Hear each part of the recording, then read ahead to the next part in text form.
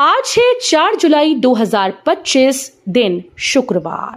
Welcome back to clean news UP. चलिए देखते हैं उत्तर प्रदेश की 25 फटाफट बड़ी खबरों को। सपा सरकार बनी तो 300 यूनिट फ्री बिजली, महिलाओं को 3,000 रुपए पेंशन। समाजवादी पार्टी अध्यक्ष अखिलेश यादव ने आजमगढ़ में नए आवास और पार्टी कार्यालय के उद्घाटन के दौरान 2027 विधानसभा चुनाव के लिए वादों की घोषणा की। उन्होंने कहा कि सपा सरकार बनने पर हर परिवार को 300 यूनिट मुफ्त बिजली दी जाएगी, महिलाओं को 3,000 रुपए मासिक पेंशन और युवाओं को पढ़ाई के लिए आईपैड दिए जाएंगे। भाजपा सरकार पर हमला करते हुए उन्होंने शिक्षा, स्वास्थ्य और जल जीवन मिशन में भ्रष्टाचार के आरोप लगाए। सरकारी स्कूल के विलय पर सियासी घमासान, मौर्य ने किया विरोध। उत्तर प्रदेश में सरकारी स्कूल के पेयरिंग और मर्जर के फैसले का विरोध तेज हो गया है। गुरुवार को पूर्व मंत्री स्वामी प्रसाद मौर्य ने लखनऊ में विधानसभा का घेराव करने की कोशिश की, लेकिन पुलिस ने उन्हें बैरिकेडिंग लगाकर रोक दिया। इस दौरान समर्थकों ने जोरदार नारेबाजी की। मौर्य ने कहा कि सरकार स्कूल बंद कर रही है और शराब की दुकानें खोल रही है, जो कि दुर्भाग्यपूर्ण है। उन्होंने एक राष्ट्र एक शिक्षा नीति लागू करने की मांग की। असिस्टेंट प्रोफेसर भर्ती में बदलाव, अब लिखित परीक्षा और इंटरव्यू अनिवार्य। योगी कैबिनेट की गुरुवार को हुई बैठक में उच्च शिक्षा विभाग से जुड़ा अहम फैसला लिया गया। अब उत्तर प्रदेश के राजकीय महाविद्यालयों में असिस्टेंट प्रोफेसर पद पर चयन केवल इंटरव्यू से नहीं, बल्कि लिखित परीक्षा और साक्षात्कार के संयुक्त अंकों के आधार पर होगा। इसके लिए उत्तर प्रदेश उच्चतर शिक्षा सेवा नियमावली 2025 को मंजूरी दी गई। उच्च शिक्षा मंत्री योगेंद्र उपाध्याय ने कहा कि ये पद छात्रों की शिक्षा और शोध से जुड़ा है, इसलिए चयन प्रक्रिया को पारदर्शी, निष्पक्ष और गुणवत्तापूर्ण बनाना जरूरी था। ओबीसी युवाओं को मिलेगा फ्री कंप्यूटर प्रशिक्षण, 14 जुलाई तक करें आवेदन। उत्तर प्रदेश सरकार राज्य के पिछड़े वर्गों के युवाओं को तकनीकी रूप से सशक्त और आत्मनिर्भर बनाने की दिशा में तेजी से काम कर रही है। इस क्रम में कंप्यूटर प्रशिक्षण योजना 2025-26 के अंतर्गत ओबीसी वर्ग के बेरोजगार युवाओं को निःशुल्क तकनीकी प्रशिक्षण प्रदान किया जाएगा। योजना के लिए आवेदन की अंतिम तिथि 14 जुलाई 2025 तय की गई है। इस योजना के तहत युवाओं को कंप्यूटर संचालन, बेसिक सॉफ्टवेयर स्किल्स और इंटरनेट आधारित सेवाओं का प्रशिक्षण दिया जाएगा, जिससे वे सरकारी और निजी क्षेत्र में रोजगार के बेहतर अवसर प्राप्त कर सके। सुविधा और संसाधनों के आधार पर होगी माध्यमिक विद्यालयों की ग्रेडिंग। उत्तर प्रदेश के 2,295 राजकीय माध्यमिक विद्यालयों में पठन पाठन की सुविधा व संसाधनों की व्यवस्था सुधारने के लिए विभाग की ओर से इन विद्यालयों की भी परख ग्रेडिंग जारी की जाएगी। इसके लिए विभाग ने राजकीय माध्यमिक विद्यालयों को एक निर्धारित प्रारूप में अपनी सूचनाएं ऑनलाइन अपलोड करने के निर्देश दिए हैं। प्राइमरी स्कूल टीचर में तबादला पाए शिक्षकों को 12 जुलाई तक संभालना होगा कार्यभार। प्रदेश में 8 साल बाद परिषदीय विद्यालयों के शिक्षकों का जिले के अंदर सामान्य तबादला किया जाएगा। इसमें 20,182 शिक्षकों को तबादला मिला है। इन शिक्षकों को 12 जुलाई तक संबंधित विद्यालयों में कार्यभार ग्रहण करना है। हालांकि बेसिक शिक्षा परिषद ने कहा कि संबंधित विद्यालय में मानक के अनुसार शिक्षक छात्र अनुपात न प्रभावित हो, तभी शिक्षकों को कार्यमुक्त किया जाएगा। यूपी के जिले को सीएम योगी ने दिया तोहफा, 8 एकड़ जमीन पर बनेगा एनएसजी का हब। अयोध्या में राष्ट्रीय सुरक्षा गार्ड का हब स्थापित होने का रास्ता साफ हो गया है। अयोध्या में श्री राम जन्मभूमि मंदिर के निर्माण के बाद और कड़े सुरक्षा प्रबंध सुनिश्चित कराए जाने के दृष्टिगत ये फैसला लिया गया। कैबिनेट ने आवास व शहरी नियोजन विभाग के प्रस्ताव पर एनएसजी हब के लिए छावनी क्षेत्र में 8 एकड़ भूमि गृह विभाग को 99 वर्ष की लीज पर दिए जाने की स्वीकृति दी है। निवेश और रोजगार का केंद्र बनेगा यूपी का ये जिला, सरकार ने दिखाया विजन। उत्तर प्रदेश का फिरोजाबाद जिला जल्द ही इंडस्ट्री हब बनने जा रहा है। जिलाधिकारी रमेश रंजन ने बताया कि जिले में उद्योगों से जुड़े कई प्रोजेक्ट्स पर काम चल रहा है। सिरसागंज तहसील के उरावर, हस्तसर्फ और टूंडला तहसील के रदऊ मुस्तकिल गांव में मिनी औद्योगिक आस्थान स्थापित किए जा रहे हैं। इन परियोजनाओं के लिए क्रमशः 10.49 एकड़ और 19.46 एकड़ जमीन चिन्हित की गई। दोनों औद्योगिक क्षेत्रों की बाउंड्री वॉल निर्माण हेतु सरकार ने 4.92 करोड़ और 3.91 करोड़ रुपए स्वीकृत किए। इन कर्मचारियों को योगी सरकार का बड़ा तोहफा, रिटायरमेंट की उम्र 58 से बढ़ाकर की 60 साल। राजधानी लखनऊ में गुरुवार को सीएम योगी आदित्यनाथ की अध्यक्षता में कैबिनेट बैठक हुई। इस दौरान 30 अहम प्रस्तावों पर मुहर लगी। कई विभागों के प्रस्तावों को हरी झंडी भी मिली। इनमें से एक भाषा संस्थान भी है। योगी सरकार ने भाषा संस्थान में कार्य कर रहे कर्मचारियों को बड़ा तोहफा दिया। कर्मचारियों की रिटायरमेंट की उम्र 58 साल से बढ़ाकर 60 वर्ष करने वाले प्रस्ताव को मंजूरी दे दी।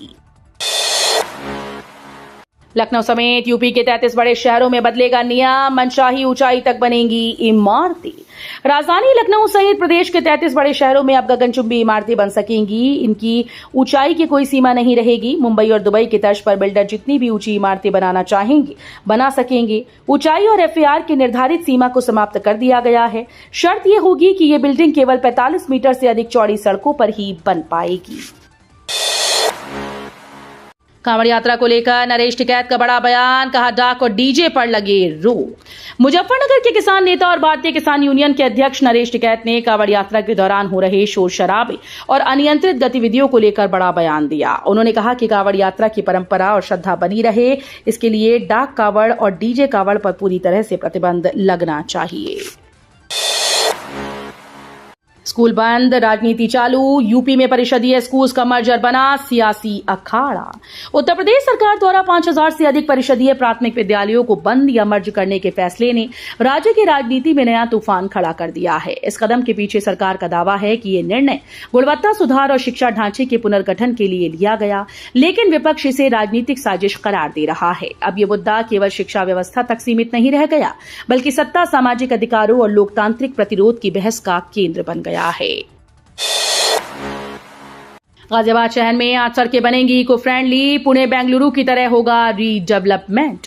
गाजियाबाद शहर में मुख्यमंत्री ग्रीन रोड इंफ्रास्ट्रक्चर डेवलपमेंट योजना के तहत बनने वाली 8 सड़कें इको फ्रेंडली होंगी। इसका प्रशिक्षण लेने के लिए निगम अधिकारी पुणे और बेंगलुरु पहुंच रहे हैं। दोनों शहरों में इको फ्रेंडली सड़कें हैं।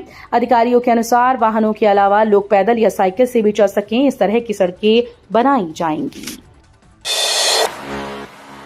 सीएम योगी आदित्यनाथ से मिले महापौर प्रशांत सिंघल, रखी गंगा जल आपूर्ति की मांग।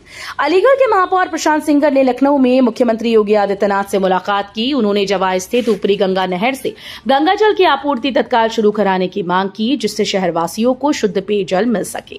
महापौर प्रशांत सिंघल ने बताया कि नगर निगम ने शहरवासियों को शुद्ध पेयजल आपूर्ति मुहैया कराने की इस दिशा में पहले भी कई कदम उठाए हैं, लेकिन गिरते भूजल स्थल के कारण सतही जल की आपूर्ति जरूरी हो गई है।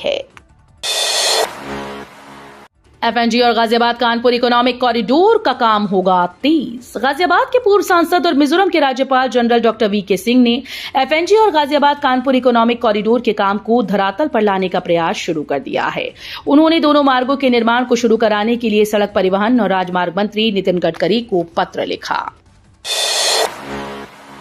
लखनऊ से कानपुर के बीच चलेगी रैपिड रेल। आरआरटीएस से 50 मिनट में तय होगी दूरी। Meerut Delhi regional rapid transit system की तरह लखनऊ और कानपुर के बीच भी एक तेज गति का कॉरिडोर बनने वाला है। अगर ऐसा होता है तो दोनों शहरों के बीच यात्रा का समय 2 घंटे से घटकर 50 मिनट हो जाएगा। राज्य के आवास विभाग ने Uttar Pradesh metro rail corporation और उन्नाव शुक्लागंज विकास प्राधिकरण से एक विस्तृत परियोजना रिपोर्ट तैयार करने को कहा। इससे पता चलेगा कि क्या ये प्रोजेक्ट आर्थिक रूप से फायदेमंद है या नहीं। डीपीआर का मतलब है कि प्रोजेक्ट की पूरी जानकारी, जैसे कितना खर्चा आएगा और क्या फायदा होगा। हिंदू से मुस्लिम बने 15 लोगों की हुई घर वापसी। उत्तर प्रदेश में बीते कई दिनों से धर्म परिवर्तन से जुड़े मामलों पर प्रदेश सरकार के साथ साथ हिंदू संगठन सक्रिय भूमिका में नजर आ रहा है। इसी के चलते सरकार एक ओर ऐसे लोगों पर पुलिस की मदद से कानूनी कार्रवाई कर रही है, वहीं दूसरी ओर से हिंदू संगठन ऐसे परिवारों को चिन्हित करके उनकी घर वापसी कराकर पुरानी पहचान दिलाने का अभियान चला रही है। इसके चलते गुरुवार को विश्व हिंदू रक्षा परिषद की ओर से लखनऊ के विशाल खंड स्थित शिव भोला मंदिर में घर वापसी का कार्यक्रम आयोजित किया गया। 15 साल पुराने हत्याकांड में सांसद धनंजय सिंह बरी, बोले सत्य की जीत हुई। जौनपुर के एमपी एमएलए कोर्ट ने लगभग 15 साल पुराने बेलाव दोहरे हत्याकांड मामले में सांसद धनंजय सिंह समेत 4 आरोपियों को बरी कर दिया। ये मामला 1 अप्रैल 2010 को केराकत थाना क्षेत्र के बेलाग घाट में ठेकेदारी विवाद को लेकर दर्ज हुआ था। करीब 1.5 साल बाद धनंजय सिंह का नाम विवेचना में जोड़ा गया था। कोर्ट के फैसले के बाद धनंजय सिंह ने कहा कि उन्हें न्यायपालिका पर भरोसा था और राजनीतिक द्वेष के चलते उनका नाम घसीटा गया था। के की बड़ी कार्रवाई। कानपुर विकास प्राधिकरण के द्वारा शहर में सरकारी जमीनों से अवैध कब्जा हटाने की कार्रवाई लगातार जारी है। गुरुवार को जोन 2 के ओएसडी डॉक्टर रवि प्रताप सिंह ने पनकी गंगागंज में 3 स्थानों पर बुलडोजर चलाकर 5,580 वर्ग मीटर जमीन कब्जा मुक्त कराई, जिसकी कीमत लगभग 20.59 करोड़ आंकी गई। केडीए-वीसी मदन सिंह गर्ब्याल ने बताया कि कब्जा हटाए गए स्थानों पर आवासीय योजनाएं लाई जाएंगी। केंद्रीय कर्मचारियों को बड़ा तोहफा, सरकार ने 3 भत्तों में किया 25% का बम्पर इजाफा। केंद्रीय कर्मचारियों के लिए 3 नई खुशखबरी हैं। उनके 3 नए भत्ते में 25% का बम्पर इजाफा होने वाला है। ऐसा महंगाई भत्ते के 50% की बाउंड्री पार करने के कारण हो रहा है। दोहरी खुशी की बात यह है कि ये बढ़ोतरी 1 जनवरी 2024 से प्रभावी मानी जाएगी, यानी 1.5 साल का एरियर भी मिलेगा। डिपार्टमेंट ऑफ टेलीकम्युनिकेशन के 2 जुलाई 2025 को जारी आदेश के मुताबिक ये फैसला वित्त मंत्रालय की अधिसूचना के आधार पर लिया गया है। सीवेज ट्रीटमेंट प्लांट से सीधे गंगा में बहाया गया प्रदूषित पानी, लगाया गया 9,33,000 का जुर्माना। कानपुर में सीवरेज ट्रीटमेंट प्लांट से बिना साफ किए प्रदूषित पानी को गंगा नदी में सीधे गिराया जा रहा है, जिससे गंगा नदी का पानी भी दूषित हो रहा है। Uttar Pradesh pollution control board की टीम के निरीक्षण के दौरान बड़ा खुलासा हुआ। लगातार सीवरेज ट्रीटमेंट प्लांट की लापरवाही से भी सामने आई है। ऐसे में सीवरेज ट्रीटमेंट प्लांट पर भारी भरकम जुर्माना लगाया गया। Uttar Pradesh pollution control board में इस संबंध में कार्रवाई करने का निर्देश दिया था। चेतावनी स्तर 91.73 मीटर पर पहुंचा सरयू का जलस्तर। पहाड़ों से लेकर मैदान तक होने वाली बरसात के चलते सरयू का जलस्तर बढ़ रहा है। एल्गिन ब्रिज और अयोध्या में जलस्तर की बढ़ोतरी जारी है। अयोध्या में सरयू का जलस्तर वार्निंग लेवल 91.73 मीटर पर शाम 6 बजे पहुंच गया। केंद्रीय जल आयोग अयोध्या के अनुसार बुधवार दोपहर बाद 3 बजे सरयू का जलस्तर 91.71 मीटर था। केंद्रीय जल आयोग के अनुसार जलस्तर बढ़ रहा है। बाढ़खंड प्रथम के एसडीओ सहायक अभियंता धर्मेंद्र सिंह ने बताया कि ऊपरी हिस्से में जलस्तर कम हो रहा है।